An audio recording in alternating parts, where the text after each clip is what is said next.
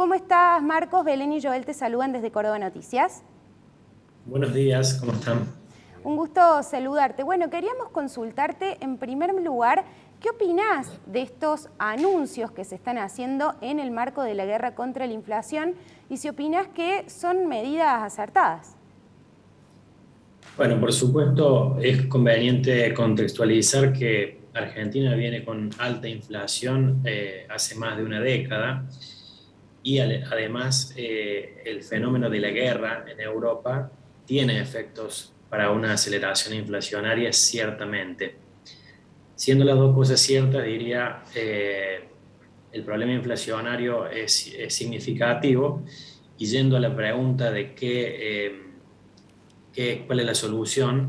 Sinceramente no creo que la obligatoriedad hacia las empresas a retrotraer precios, lo que serían medidas de represión de precios o de control directo de los precios que rigen en la economía, históricamente no han funcionado. ¿Por qué no han funcionado? Porque hay otras causas generadoras de inflación más allá de que el gobierno trate de situarlo en una actitud oportunista, por ejemplo.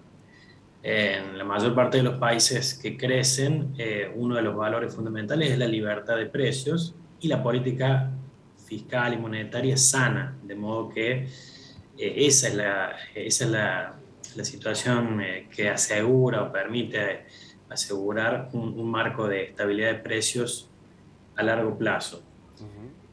Marcos, te quería consultar, en tu caso de docente, ¿cuánto termina aprendiendo este discurso, digo, de aprender, de tomar en la población en general? ¿Cuántos de tus alumnos entienden de que esto es más discursivo, de que por allí lo que son las reglas propias de la economía, de que alguien malo se levantó a la mañana, un especulador, y dice, hoy voy a subir los precios?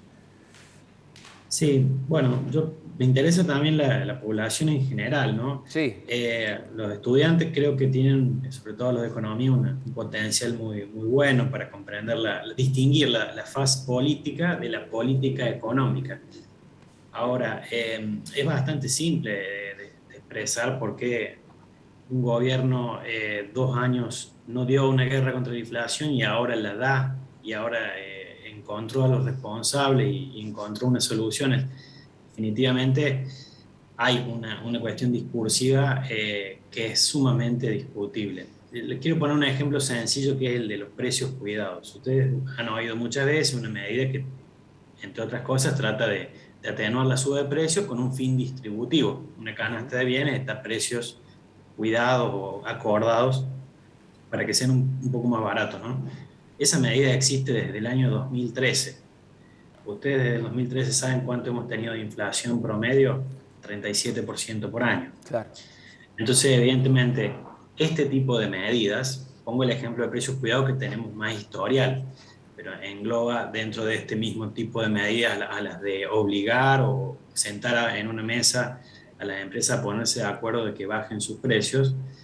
No son medidas que vayan a ir al fondo de la cuestión. El fondo de la cuestión es que todavía estamos sufriendo el efecto de una emisión monetaria muy fuerte en los últimos 2 años. Le sumamos, sí, y eso es correcto lo que dice el gobierno, que lo que está pasando en el mundo y con los precios de las commodities puede influir también en una escala de precios. Y tenemos una gran porción del déficit fiscal que es financiado con emisión. Tenemos falta de perspectivas de mediano o largo plazo en relación con la estabilidad. No se conoce cuál va a ser, por ejemplo, la evolución de precios clave como el dólar. ¿Sí? Es un aspecto que realmente genera mucha incertidumbre.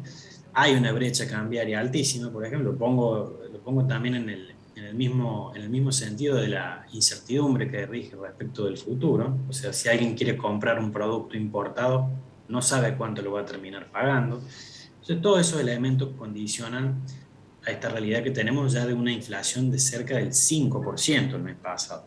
Anualizado da 70%, ¿sí? Para que nos pongamos en situación, un problema serio, desbordado, y el gobierno en este caso creo que está ensayando medidas paliativas que no van a ir al fondo de la cuestión y que busca, por supuesto, un rédito entre la población al mostrar que está en cierto modo, intentando algo en la materia, cuando sabemos que en el fondo también es en gran parte responsable del proceso inflacionario y hasta le ayuda a licuar algunos gastos, licuar las deudas. ¿Sí? Esa fue la discusión de los últimos meses. Tomar deuda en pesos, tomar deuda en dólares, el gobierno cree que la deuda en pesos es mejor porque se puede licuar con inflación.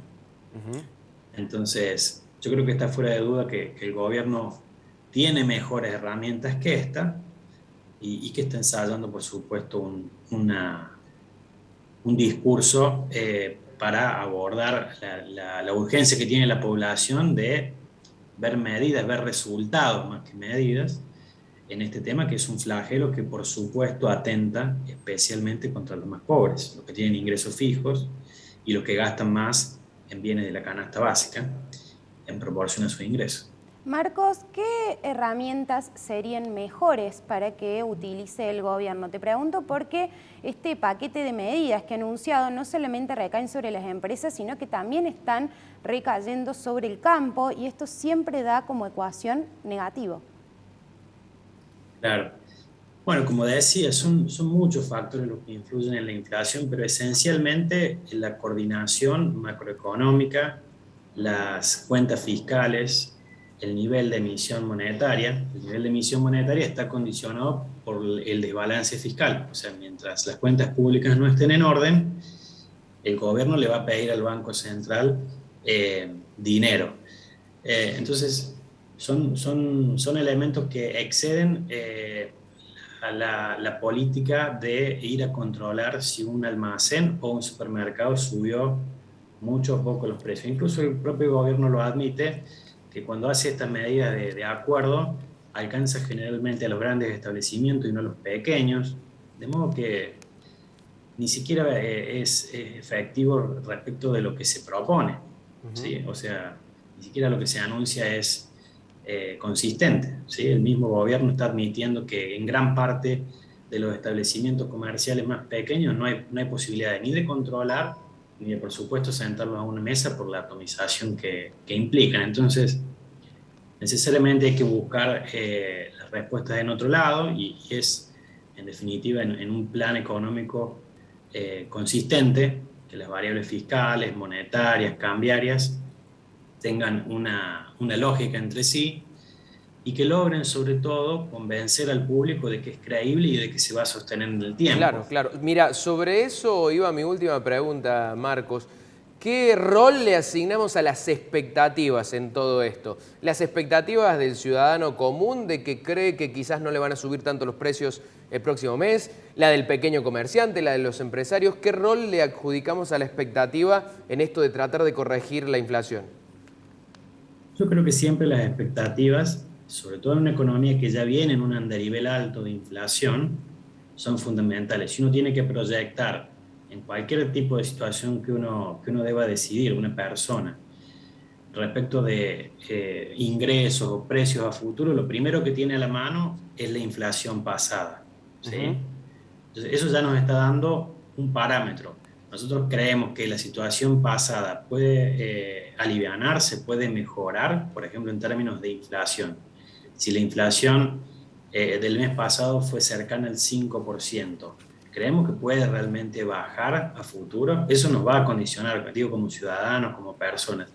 En los comerciantes posiblemente algo de esto les influya, pero no perdamos de vista lo siguiente. Nadie quiere cobrar caro y vender menos.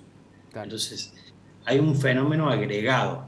Si toda la economía está situando expectativas de inflación altas, no es que las empresas están subiendo los precios y van a ganar más dinero, porque todas van a estar subiendo los precios. Claro. ¿Sí?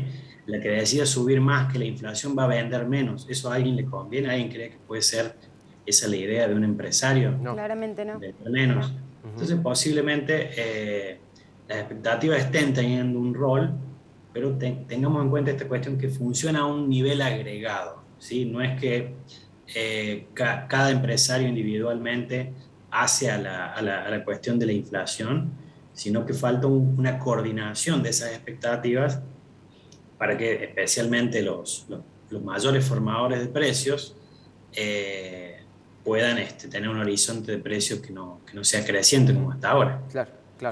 ¿Llegaremos a cumplir con los parámetros impuestos por el acuerdo del FMI? Bueno, esa pregunta, ese interrogante, se lo dejamos a Marcos pendiente para la próxima entrevista. Muchas gracias, Marcos. Excelente pregunta. Nos vemos, Marcos. Adiós. Próxima.